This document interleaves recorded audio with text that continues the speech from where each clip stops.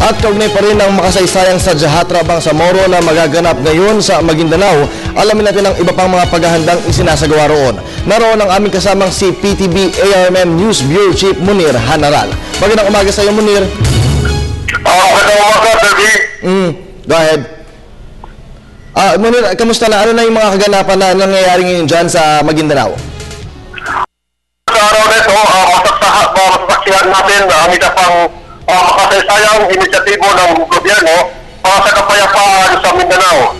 Ito ang paglulunsad ng sa Jahatra Bangsamoro o Peace to Bangsamoro, kung saan ang programa ay may layunin itaas ang antas ng kalusugan, edukasyon at kabuhayan ng mga pamilya at komunidad ng mga kasapi ng Moro Islamic Liberation Front at ang mga naging biktima ng giyera. Inaasahan ngayong umaga magkasama sa isang programa sila MILF Chairman Al-Haj Murad Ibrahim at Pangulong Benigno Aquino na darating ngayong umaga dito sa Cotabato City.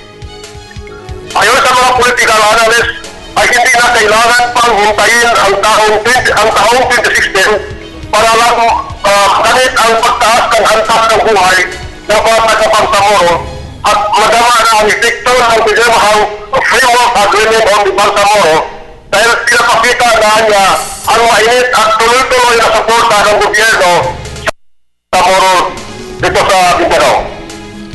Simula pa lamang ang Jahatra Bangsamoro sa pagkakaroon ng tunay at makatotohanang kapayapaan dahil marami pang susunod na mga gawain at programa ukol sa pagtatatag ng Bangsamoro Region tulad ng pagbalangkas ng basic law o pangunahing batas ng region kung saan ito ay isusumiti sa Kongreso para maaprubahan at magkakaroon ng isang plebisito.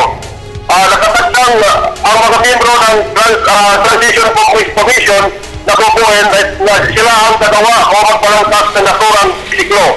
Pero sa kasalukuyan, hindi pa nakukuha ang Transition Commission kung saan 8 membro ay pipiliin mula sa panig ng MILF at ito naman mula sa panig ng gobyerno. Para sa television ng bayan, mula sa ARMM News Bureau, yung General Nagulat.